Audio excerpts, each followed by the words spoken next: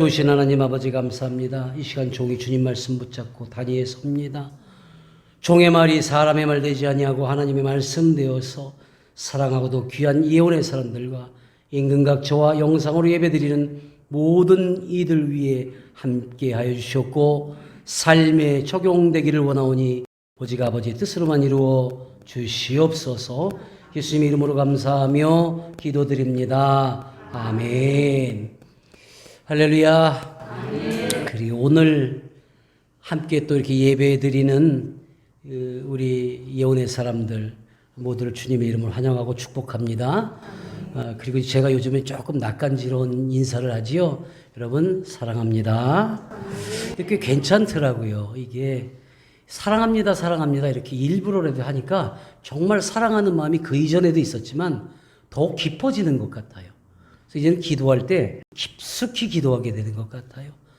날로 여러분들의 표정과 마음과 이것이 평안해질 때 하나님이 우리의 모든 기도에 응답 주시는구나 하는 마음으로 기쁨으로 살아가기를 원합니다. 자, 우리 반가운 마음을 담아서 함께 인사 나눕시다. 앞뒤 옆 사람 보시면서 예배드림이 기쁨입니다. 그래요. 이제 닭살 돋는 답을 해야지요. 옆 사람만 집중적으로 공략합니다. 큰 기쁨으로 함께 나눕니다. 그래요. 아유, 마침 큰 기쁨을 함께 나눌 때 들어오시네. 할렐루야. 그러니까 참 희한해. 은혜 받는 사람은 따로 있다니까 우리가 열심히 일하고 밥 잘 해놓고 기다리면 먹어야지 근데 꼭 손님 오는 경우 있어요. 그걸 먹을 복이 있다고 그러잖아요.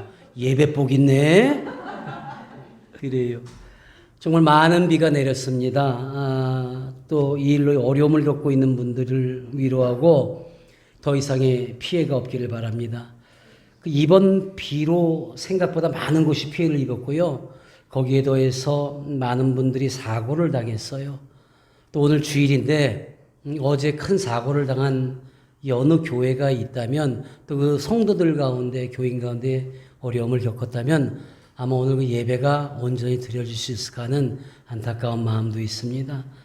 그런 어려움 없이 이렇게 우리가 예배를 드리는 것도 감사로 여기되에 또 그 전에 오는 그 우리가 지금 마음 무거운 이 마음을 함께 나누면서 혹여라도 이 장마가 끝나고 우리 또 시골의 작은 교회 참 희한해요. 어려운 가정, 어려운 교회들이 그렇게 다치고 깨지고 쓸려 내려가더라고요.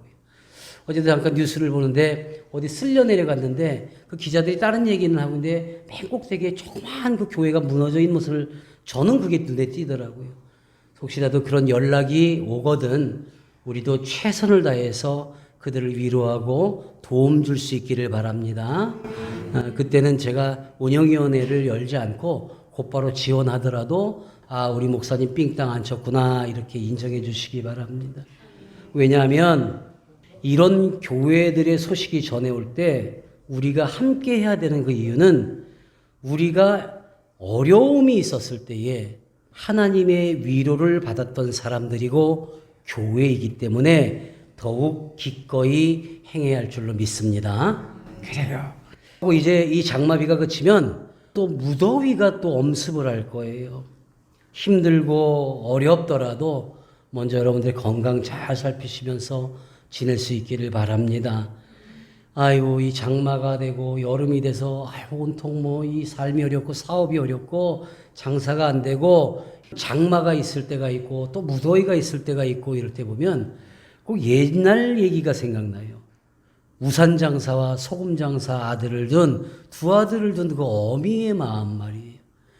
비가 내리시면은 우산 장사하는 아들이 좋으니까 막 기쁜데 돌아보면 소금 장사하는 아들은 이제 망했다고 땅을 치고 있으니까 또 안타까워요. 그러니까 기뻐할 수도 없고 또 안타까워하자니 또 좋아하고 있는 아들이 또 생각나고 반대로 또 막 무더위가 하고 쨍쨍 햇볕이 쬐면 그 반대의 인상이 일어날 때에 참 이 어미는 힘들 거예요. 누구를 어떻게 해야 될까? 근데 아마도 세상 모든 엄마들은 기뻐하는 아들보다 실망에 찬 아들한테 위로를 먼저 할 겁니다. 그 위로함이 뭐예요? 어렵고 힘든 시기를 잘 겪어내 엄마가 있나? 그리고 반드시 좋은 때가 오잖아. 날씨라던가 이런 것은 우리가 어떻게 할 수는 없습니다. 하지만 우리가 최선의 방법을 할 수 있는 것은 힘들어하는 사람들을 그들이 힘을 내고 다시 힘을 얻을 수 있도록 진정으로 위로하고 곁에 있어주는 것이 최선의 방법이라는 거죠. 근데 요즘에 위로하는 자들이 참 많이 줄었어요. 아니, 어쩌면 보기 힘들어요. 코로나19 팬데믹 이후에 부쩍 남 탓을 하는 일들이 경우를 넘어서고 있어요. 세상이 변했다지만 전부 개인주의적이고 모든 일이 자기중심적이고 자기 가족 중심적이에요.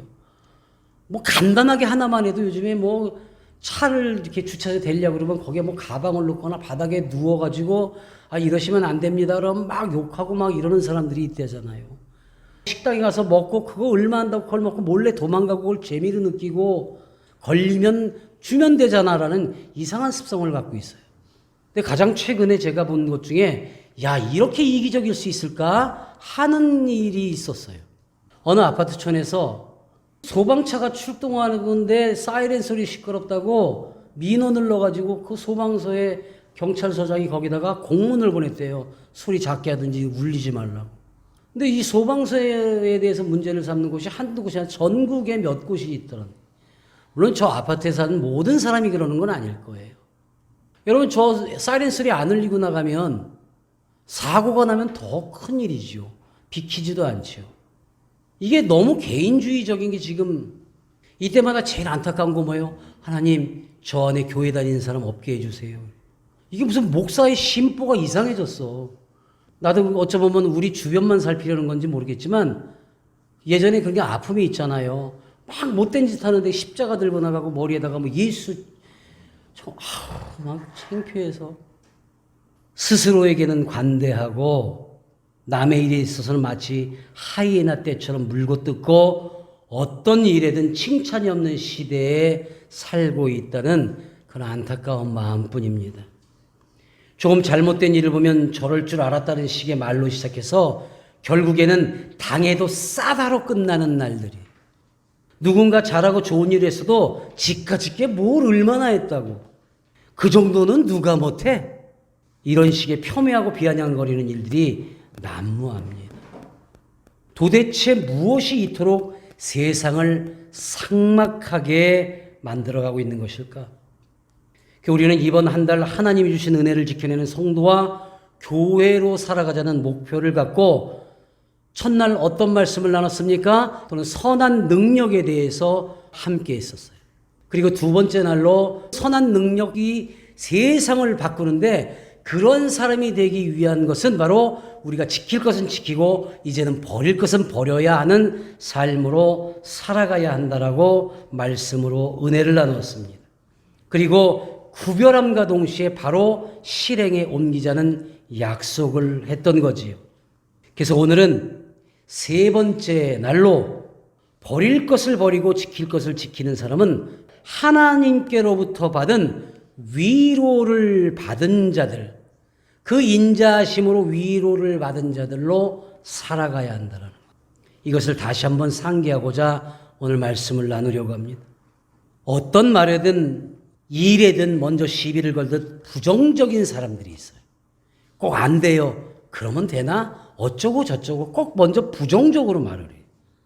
이런 사람은요, 사실은 상처도 많고 아픔도 많은 사람이에요. 불쌍한 사람입니다. 거기에 더해서 사랑을 받지 못한 사람들이. 그래서 어려움이 있을 때 위로함을 받지 못한 사람들이 대부분 이런 모습들을 나타냅니다. 내가 그랬어요, 내가. 목회하기 전까지는 말이에요. 그렇다고 그 이후에 완전하고 온전하다는 것은 결코 아닙니다. 때때로는 그 본성이 드러날 때도 있겠지요. 하지만 지금 내가 살아가고 있는 어떠한 모습들은 될 수 있으면 먼저 받아들이고 상대의 상태를 살피고 긍정적으로 생각하고 다시 되돌아보고 되짚어보면서 가장 좋은 것들로 그 상황과 말을 만들려고 애를 쓴다는 겁니다. 애를. 이유는 단 하나예요. 하나님께로부터 받은 은혜 그리고 그 위로함을 너무도 잘 알고 있기 때문입니다. 여러분, 예수님께서 팔복에 대해서 쭉 제자들에게 가르침을 주신 다음에 곧바로 하신 말씀이 있어요. 곧바로 이어서 마태복음 5장 16절에 이렇게 말씀하셨습니다. 이같이 너희 빛이 사람 앞에 비치게 하여 그들로 너희 착한 행실을 보고 함께 합시다. 하늘에 계신 너희 아버지께 영광을 돌리게 하라. 아멘.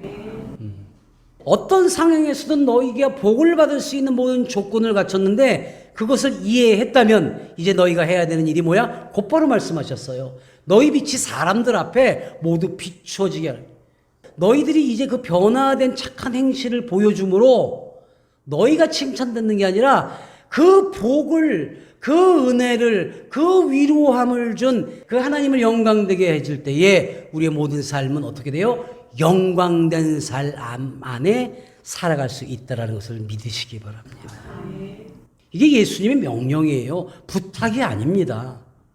복을 알게 하셨고 주셨는데 그 이후 받은 은혜와 복을 사람들에게도 끼치게 하는데 그 이유는 뭐예요? 바로 하나님의 영광을 돌리기 위해서는.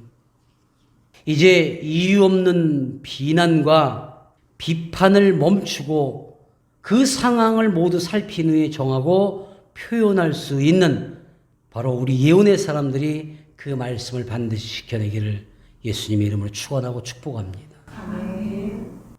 제가 지난달 미국에 다녀와서 첫 만남을 가질 때에 기부 물품을 후원하고 판매하는 굿윌이라는 곳을 다녀와서 제가 많은 이야기 가운데 저기가 문을 닫았다, 안타깝다 해서 그 어떤 대표자들을 만나지도 못했다. 그런데 그 이유를 보니까 많은 사람들이 그곳을 비난하고 비판하는 글들을 올려서 결국에는 저렇게 문을 닫은 것 같다. 그러니 세상에 좋은 일 한다고 하는 것들이나 또는 교회들도 이제 뭔가를 조심하고 잘 해야지 안 그러면 문 닫는 거 일도 아니다 라고 제가 말씀을 전했던 적이 있어요.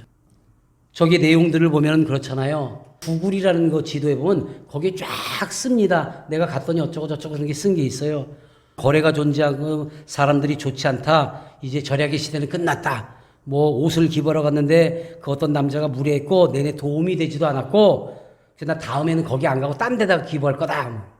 마치 우리 존재가 그를 귀찮게 하는 것처럼 태도를 보였고 우리가 경로를 유지할 수 있는지 물었는데 어떤 물건이 어디 있나 이렇게 물어봤는데 대꾸도 안 하더라. 저 길게 쓴 건 더해요. 이제 저 영어권이 끝났다. 이제 저기는 친절도 없다. 아는 척도 안 한다. 고마워하는 것 같지도 않다. 이런 식으로 막 글을 올렸어요. 그것에 대해서 나 역시도 비난까지는 아니지만 슬쩍 빚고 와서 제가 와서 바로 여러분들께 이러니 우리도 주의해야 된다. 그래서 다른 곳, 큰 곳을 찾아서 갔다. 이렇게 이야기를 했었어요. 그래서 제가 지난 주간에 갔다 온 것들을 이제 그 스스로 이제 정리를 하느라고 사진이나 이런 걸 딱 정리하는데 한 장의 사진을 발견했어요. 그럼 제 이마를 탁 쳤어요. 아이고, 아직도 멀었다, 김 목사. 저 벽에 이렇게 글이 있어요. Donate plus shop equal jobs. 이게 무슨 말입니까? 나도 이게 뭐지? 저걸 내가 왜 찍었지? 라고 생각을 해봤어요. 근데 이것을 보면은 아하, 그 다음 사진을 보는 순간에 맞다라는 생각을 받다. 그곳에서 일하는 분들은 대부분, 아니 거의 다 지적 발달 장애인들이거나 나이가 많으셔서 다른 곳에서 일할 수 없으신 어르신들만이 일을 하세요. 다른 곳에서 일할 수 없다, 장애가 있다, 그러므로 donate plus shop은 jobs, 이거는 donate, 기부하다, shop, 쇼핑하다, job, 일거리.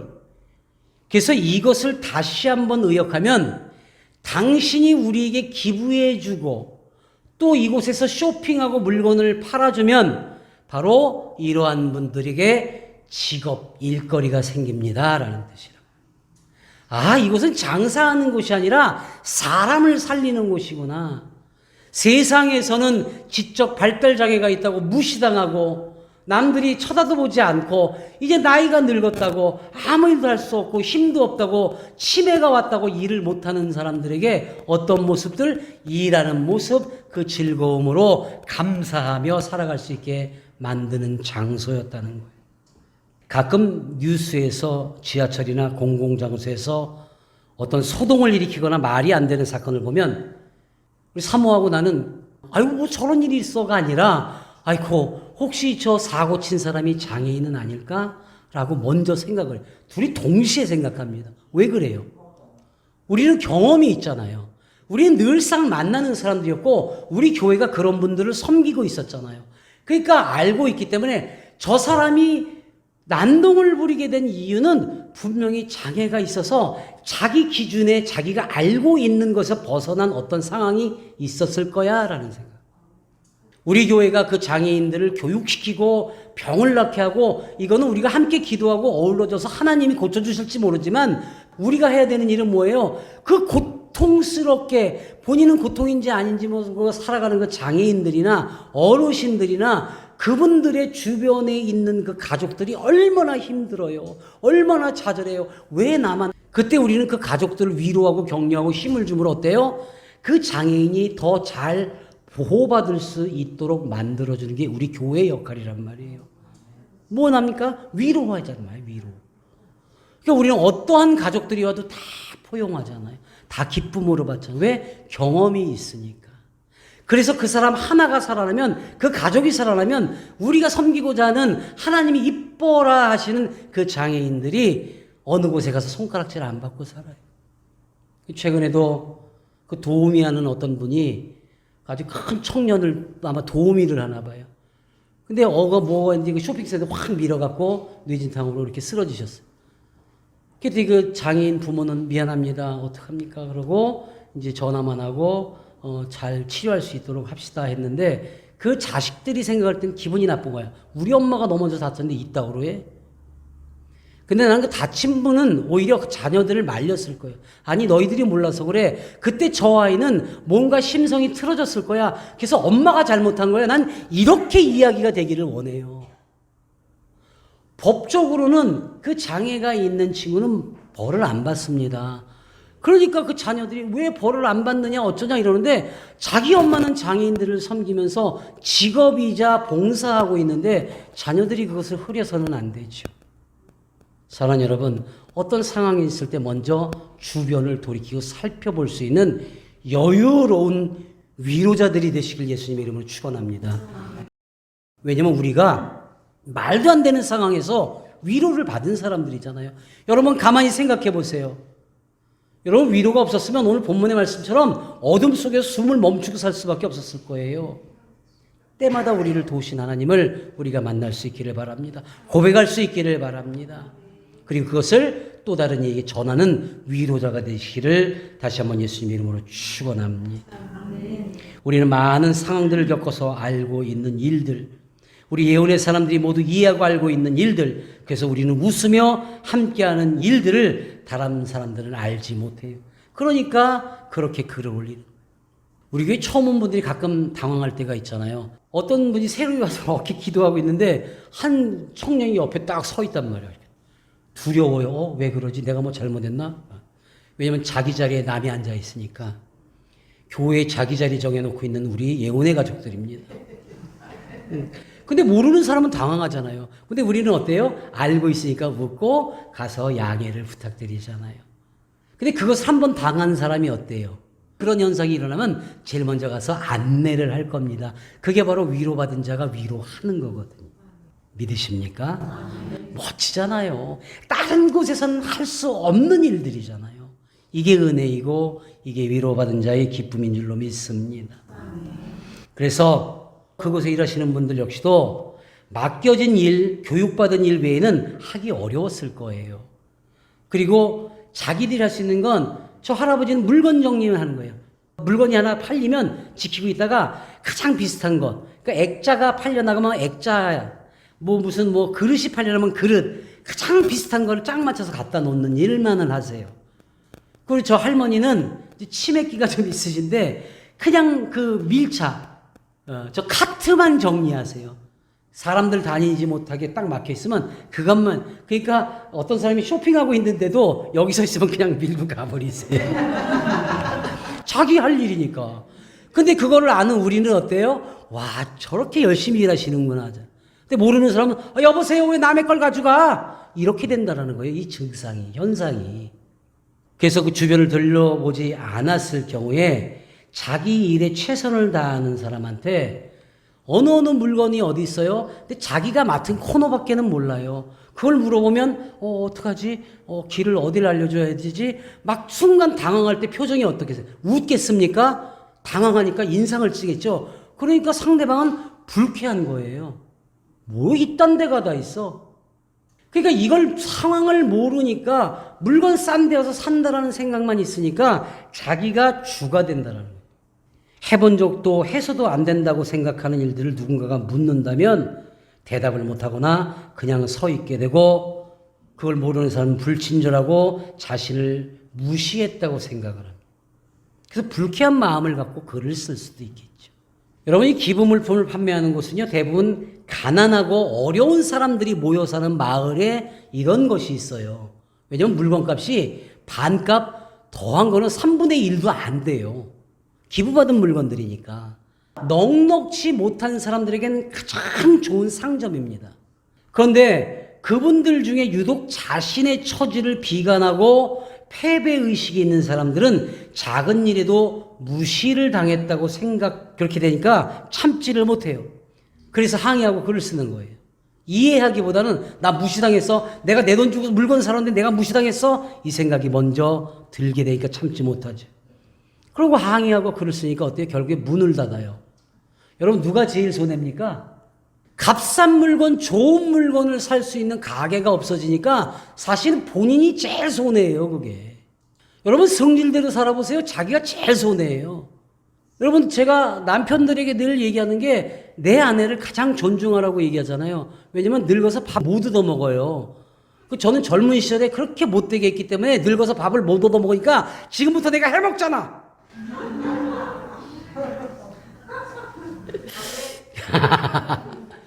여러분 이거예요. 내 성질대로 하고 내가 하고 싶은 대로 하고 이러고 살다 보면 손해나는 건 누구예요? 나밖에 없더라고요. 결국엔 진짜 무시를 당하게 되더라고요.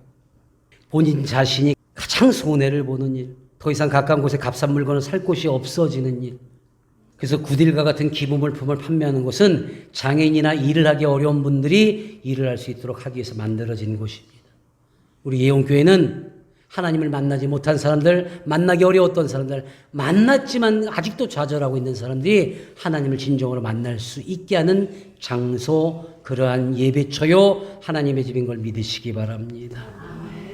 그래서 이제 그런 곳에서 일하고 이곳에서 봉사하고 섬기는 사람들을 위로하고 격려하는 우리 모두가 되어야 할 줄로 믿습니다. 그들을 위로하고 격려하는 말과 미소를 물건값에 조금 얹어서 주는 거예요. 그럼 그들도 환한 미소로 우리한테 보너스를 준단 말이에요. 보너스를. 실제로 다른 큰 상점에 갔을 때 나는 저 할아버님이 이제 장애가 있으시고 치매도 있으세요. 아주 꼼꼼하세요. 그래서 제가 지나가면서 하이 그러고 인사했더니 하이. 그러다가 이거 한 물건 이쁘네요 라고 제가 말을 잘못한 바람에 1시간을 붙들려 있어요. 1시간. 당신한테 말을 걸어주는 사람이 없었던 거예요. 근데 진열하고 있는데 참 그거 이쁩니다 그랬더니 이제 그때부터 이게 어디서 온 거고 이 물건은 어떤 거고 이제 물건 꺼낼 때마다 설명을 하시는 거예요. 이제 대화를 계속 하는 거예요. 그 할머니는 계속 밀착을 왔다 갔다 하고 계시고 1시간을 붙들려 있었는데 저는 그런 생각을 했어요. 말친구를 해주는 일도 정말 은혜고 위로겠구나. 그래서 너무 감사했고 즐거운 마음으로 함께했어요. 할아버지는 그 환하게 웃는 모습을 나한테 쿠폰처럼 주셨어요. 나는 저 할아버님이 그날 퇴근하고 집에 가서 가장 좋은 날이었다고 기억하고 가족들에게 이야기했을 거라고 나는 믿습니다. 그 가족들의 저녁 식사가 어땠을까요? 진짜 맛있고 행복했을 거예요. 이제 우리 역시도 저런 분들, 어떤 상황에서도 먼저 선입견으로 자신이 경험치 못한 일들로 오해하고 판단해서는 안 된다는 겁니다. 사랑하는 여러분, 하나님은 언제나 삶이 조금은 모자라고 삶에 조금은 버거워하는 우리에게 위로를 주신다는 것을 믿으시기 바랍니다. 그래서 오늘 본문에서 이렇게 말씀하잖아요. 누가 너를 위하여 일어나서 행악자들을 치며 누가 나를 위하여 일어나서 악행하는 자들을 칠까? 여호와께서 내게 도움이 되지 아니하셨다면 내 영혼이 벌써 침묵 속에 잠겼어요.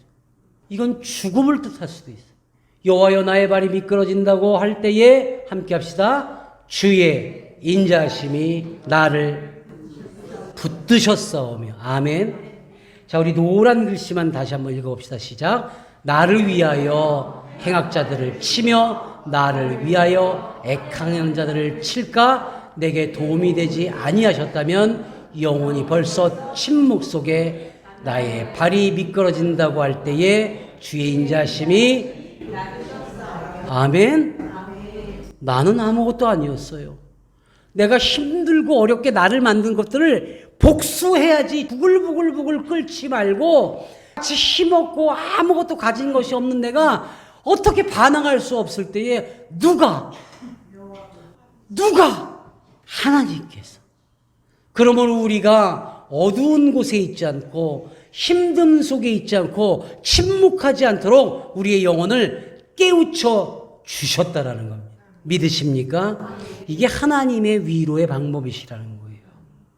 나를 멸시하고 나를 누르고 나를 어렵게 하려는 행악자들 주님이 칠 것이며 주님의 위로함과 도움이 없었다면 죽는 목숨이었고 주님의 인자심으로 나를 붙들어 주셨던 말씀이 우리에게도 동일하게 전해지는 은혜인 줄로 믿습니다.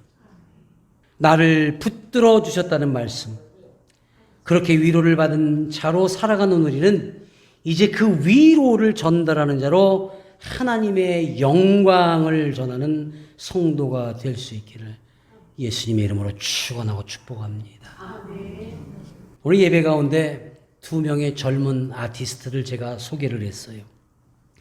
송솔나무 선교사와 성가대를 대신해서 소프라노 제니킴 갓프리를 제가 소개했습니다.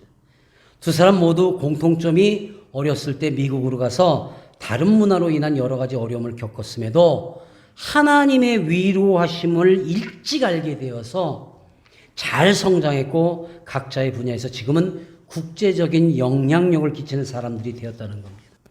그런데 두 사람 모두 저렇게 성공을 했음에도 돈과 명예를 우선하기보다는 자신들이 받았던 그 위로를 다시 전하는 삶을 살고 있다는 공통점이 있어요.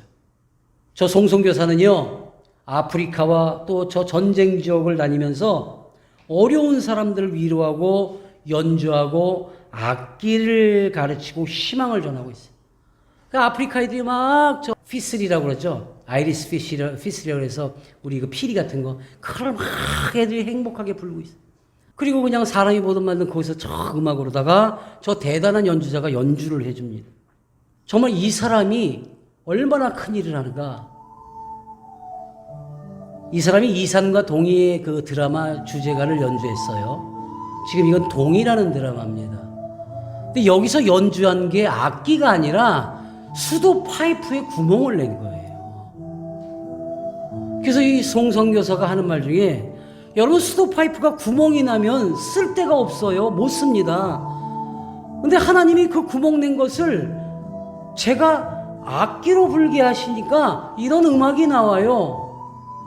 내가 구멍이 나고 지치고 못 쓰게 되는 아주 몹쓸 인간이라도 하나님이 연주자가 되시고 하나님이 주인 되시니까 그 주인에 따라서 가장 아름다운 소리를 내는 악기가 되더라 라는 이야기를 간증을 합니다.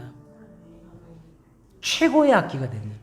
신체도 작고 손가락도 짧고 심장병과 폐이상으로 호흡도 남들보다 60%밖에 못해요. 근데 저렇게 길게 호흡하면서 연주를 하잖아요. 못나고 모자라고 나약하지만 자신을 연주하시는 주님이 바로 주인이시기 때문에 완전하고 아름다운 소리를 냈다고 하는 거예요. 그래서 자신을 이렇게 불러달라고 합니다. 하나님의 연주자. 하나님이 나를 연주하셨으니까 나는 하나님을 위한 오직 찬양만 연주하고 그 찬양을 통해서 사람들이 위로받게 하겠습니다. 라는 말로 불리기를 바란다는 겁니다. 아주 키도 비슷해요. 또 제니하고 둘이 공통점이 많아요. 우리 제니는 제 딸이지만 작은 체구에 애띤 동양 소녀가 하나님의 위로하심으로 당차고 이겨내는 힘이 큰 아이로 자라났어요. 여러분, 저 어마어마한 오케스트라 합창단들을 지휘합니다. 그 미국 땅에서 연주자들을 지휘하고요. 오페라 무대에서 가장 크고 아름다운 소리를 내고요. 지금 이건 최근에 한 2주 전인가요? 저 여러분 미국에 가면 디즈니월드라고 아시죠? 그 디즈니월드에 공연팀들이 있습니다. 그 뮤지컬도 하고 막 이러는. 이 친구들의 노래와 음악, 연기를 가르쳐요. 디즈니월드에서 초청을 해가지고 정말 내노라 하는 공연하는 굉장히 유명한 친구들이 저 조그만 아이가 그 제니가 이렇게 가르치면 꼭 우리나라식으로 이렇게 뒷짐지고 이렇게 고개 숙이고 듣고 있더라고요. 이거 어려운 일이에요. 무시당하거든요. 동양 사람이라고. 무시당하거든요. 체격이 작다고. 무시당하잖아요. 눈 찍고 그러잖아요. 멸시하잖아요. 어렸을 때 그런 거 많이 당했는데 강하게 컸어요. 실력을 키웠어요. 왜? 하나님이 위로하셨기 때문에. 그래서 가장 크고 아름다운 소리로 노래하며 많은 사람들 위로하고 힘을 주어서 그리고 시간을 꼭 내서 어른들과 관계된 공연을 찾아가요. 여러분 저 공연장에 찾아오는 어르신들 보세요. 그냥 걷지도 못해요.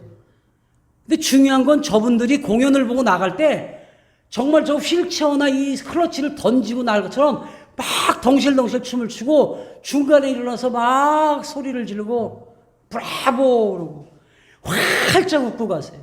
제가 말했잖아요. 저분들이 이 세상을 마감할 때에 분명히 천국 간다 느낄 때에 가장 아름다운 생각은 이 오늘 함께한 공연을 본 걸 느끼지 않을까? 너무 기쁜 거예요. 말씀 준비하고 있는데요. 오늘 새벽에 갑자기 사진을 보내갖고 제가 뭐니? 그러고 물어봐갖고 새벽 4시 반에, 거기는 오후 3시 반이죠. 얘는 그 낮밤이 뒤집어진 걸 모르고 아무 때나 이렇게 연락을 합니다. 이런 사진을 보냈어요. 치매 어르신들만 모이는 요양원이에요. 거기서 지 신랑이랑 가서 저 식탁 앞에서 지금 노래하고 있는 거예요. 여러분 놀라운 일이 뭔가요? 제가 지금 딸 자랑하려는 게 아닙니다. 중요한 것은 저 우측에 머리 하얀 할머니 계시죠? 저분이 올해 103세랍니다. 103세신데 저희 딸아이가 막 오페라 노래를 하고 있으니까 갑자기 할머니가 막 따라 부르시더래요. 그래서 놀라갖고 주위 사람들이 왜 그러니까 할머니가 나 옛날에 오페라 가수였었어. 치매로 아무것도 모르시고 그럼 악보도 보시고 막 그러더래요. 그래갖고 막 같이 신나게 우리 딸아이가 그 앞에까지 가서 막 노래를 같이 불렀답니다. 그 노래가 끝난 다음에서 할머니 그때 어떤 역할을 많이 하셨어요? 그러니까 뭘? 배우셨다면 내가? 근데 다시 노래하면 막 노래를 하고 나 배우였어 그러는데 노래만 끝나면 잊어버리시는 거예요. 그러니까 우리 딸아이가 막 울었대요. 그래서 울컥해갖고 할머니 그 얘기를 지가 간증하려고 그 새벽에 연락을 해왔던 거예요. 여러분 그 위로함이 103세 된 이미 모든 걸 잊어버린 그 어르신의 가장 기뻤던 때를 회상시키고 기억시키더라는 겁니다. 그 더한 건 뭐예요? 그 주변에 있던 모든 사람들이 이제 더 어르신들을 존중하게 됐잖아요. 위로하게 됐잖아요. 놀라운 일이잖아요. 함께 노래를 하고 안타깝지만 노래가 끝나면 다시 기억을 잃어버리긴. 하지만 그 환한 얼굴로 젊은 시절의 아름다움을 표현해서 모두를 울컥하게 했다는 그 소식. 여러분 위로받은 자들의 위로함이 여럿을 기쁨으로 살게 함을 믿으시기 바랍니다. 그래서 하나님께서는 이사야 선지자를 통해서 이렇게까지 위로를 주시잖아요. 자, 우리 처음부터 함께 합시다. 시작. 너희가 노년에 이르기까지 내가 그리하겠고 백발이 되기까지 내가 너희를 품을 것이라. 내가 지었은즉 내가 업을 것이요 내가 품고 구하여내. 아멘. 기쁘지 않으세요? 기쁘지 않으세요? 우리가 늙어서 백발이 될 때까지 품어주시는데 왜? 우리를 만드셨으니까 어린아이 품듯 품어주시고 내가 지었으니까 업어주고 품고 그리고 구해서 너희가 어떤 어려움이 있어도 구해서 내줄게. 이렇게 이사야 선지자를 통해서 하나님께서 말씀하셨고 그 결과로 어떤 약속을 보내주셨어요. 예수 그리스도를 보내주셨던 거란 말이에요. 믿으십니까? 놀랍잖아요. 놀랍잖아요. 얼마나 든든하고 감사한 말씀인지요. 이런데 무엇이 두려울까? 무엇을 비난하고 비판하며 살아갈까? 무엇을 비아냥거리고 손가락질만 하고 살까? 내 입술에 칭찬이 있어야지요. 내 입술에 감사가 있고 위로가 있어야지요. 이러한 말씀으로 우리가 살아가는 건 바로 내 속에 근심이 많을 때에 주의 위안이 내 영혼을 어떻게 합니까? 즐겁게 하신다. 이게 같이 상통한다는 거예요. 그저 아름다운 삶이요 믿음의 날들이기를 주님의 이름으로 축원합니다. 이 말씀의 행위가 오늘날 위로받은 자를 도구로 쓰심을 믿으시기 바랍니다. 이제 결론을 내려야 합니다. 이토록 우리를 위로하시고 끝날까지 보호하시겠다는 그 약속의 사람으로 살아갈 수 있는 조건을 말씀드리려고 해요. 여러분 모두가 다 속하고 포함된 공통점이 아닌 것도 알아야 돼요. 안타깝지만 전부 다는 아니에요. 그러면 은혜를 우리가 받을 수 있는 충분한 조건이 무엇인가?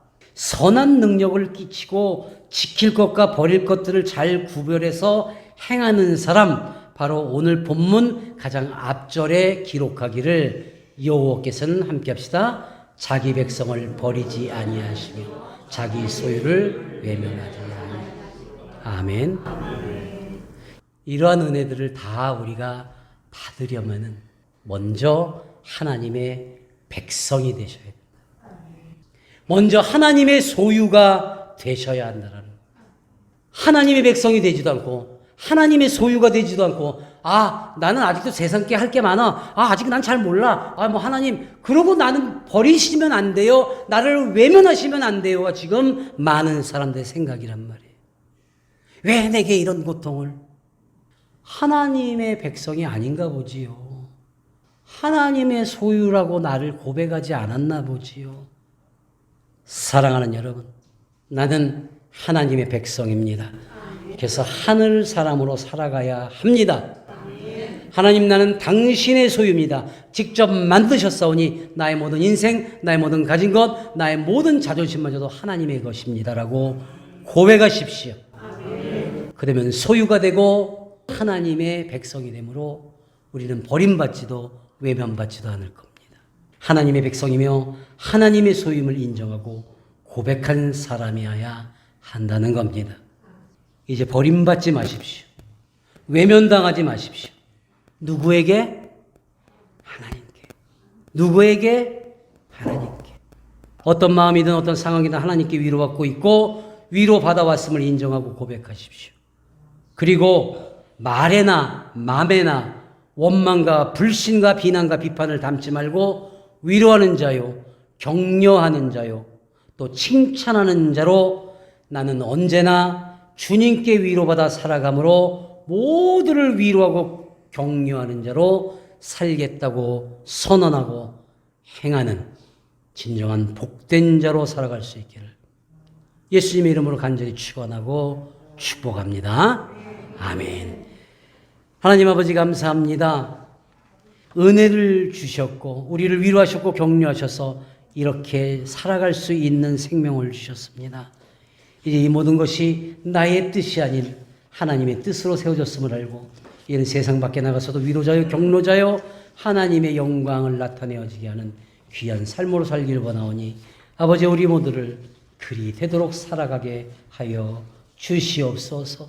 예수님의 이름으로 감사하며 축복 기도드립니다. 아멘.